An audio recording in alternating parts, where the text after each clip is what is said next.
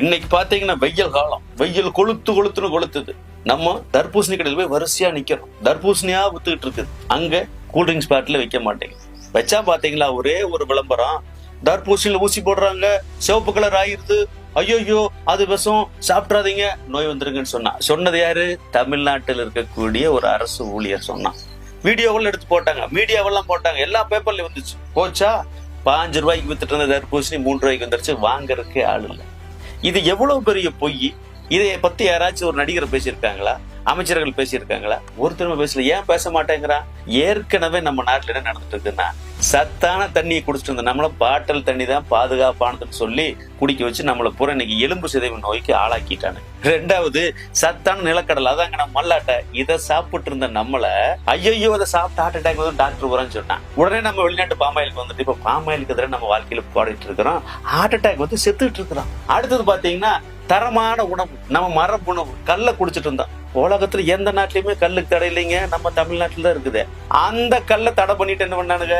வெளிநாட்டு சாராய், அதான் டாஸ்மாக் கொடுத்தாடுங்க. இன்னைக்கு எல்லாம் அல்பாயுஸ்ல போயிட்டே இருக்கிறோம். உலகத்திலேயே சத்தான தரமான உணவு இது.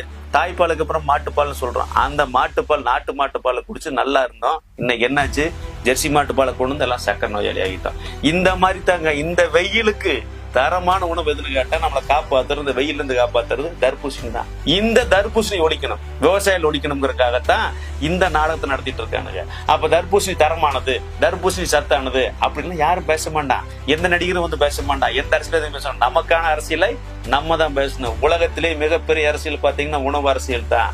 உணவு வணிகம் தான் மிகப்பெரிய பெருசு. அப்ப எங்க வியாபாரம் பெருசா இருக்கு, எங்க வருமானம் பெருசா இருக்கோ அங்கதான் எல்லாரும் வருவான். நம்மகிட்ட இருக்கிற வியாபாரத்தை பிடிக்கி கார்பரேட் கம்பெனியோட வியாபாரம் மாத்திரக்கு வருவான். எனவே தர்பூசணி தான் சத்தானது, தர்பூசணி தான் தரமானது, அது நம்ம நாட்டு உணவு பொருள். இந்த கார்பரேட் கம்பெனிக்கு யாரு கூல்ட்ரிங்க்ஸ் விற்கிறதுக்காக இந்த ஏற்பாடு செஞ்சுட்டு இருக்கிறான். எனவே எல்லா மக்களும் தர்பூசணி 1க்கு பதிலா 2 வாங்குங்க, 4 வாங்குங்க, தினசரி குழந்தைகளுக்கு கொடுங்க. இந்த வெயிலுக்கு உடம்புக்கு நல்லது, அனைத்து சத்துக்களும் இருந்தது. எந்த காலத்திலயும் பாத்தீங்க இப்படி ஒரு ஊசி எல்லாம் போட்டு தர்பூசணி கலரை மாத்திர முடியாது. ஏன்? வெள்ளை பூசணி இருக்கு பாத்தீங்களா, அதுவும் நம்ம பூசணிக்காய் குடும்பம் தான். அதுல எடுத்து ஒரு ஊசியை போட்டு பாருங்க, சாய்த்து விட்டு பாருங்க, மேல மட்டும் தான் கலர் மாறும், உள்ள கலர் மாறாது. இந்த உண்மை கூட தெரிஞ்சுக்காம நம்ம என்ன பண்றோம்? ஐயோ தர்பூசணி வேண்டாம், குழந்தைங்க வயிறு கட்டு போயிரும் சொல்றோம். ஆனா என்ன வாங்கி கொடுக்குறோம்? கூல்ட்ரிங்க்ஸ் என்ன இருக்கு? வெறும் தண்ணிங்க, நம்ம தண்ணி, வெறும் சாய பவுடர், சக்கரை தண்ணி. இதை வச்சுட்டு நடிகர் விளம்பரத்துக்கு வர்றான். நம்ம என்ன பண்ணிட்டு இருக்கிறோம்? அதை குடிச்சுட்டு நோயாளி ஆயிட்டு ஹாஸ்பிட்டலுக்கு போயிட்டு இருக்கிறோம். எனவே தர்பூசணி சாப்பிடுங்க, தர்பூசணி தரமானது, உடம்புக்கு நல்லது. இந்த வெயிலுக்கு இதை தவிர சிறப்பான உணவு எதுவுமே கிடையாது. இந்த வீடியோவெல்லாம் யாரும் நீங்க பார்த்துட்டு அப்படியே கடந்து போக கூடாது. எல்லாரும் அனுப்புங்க, வாட்ஸ்அப்ல ஸ்டேட்டஸ் வைங்க. நமக்காக யாரும் பேச மாட்டாங்க, நம்ம தான் பேசணும்.